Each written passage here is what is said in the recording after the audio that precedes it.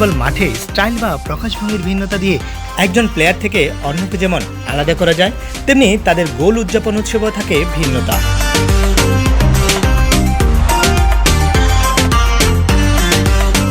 গোল করার পরই প্লেয়াররা মেতে ওঠেন তাদের পছন্দনীয় ভঙ্গিমার বহিঃপ্রকাশে।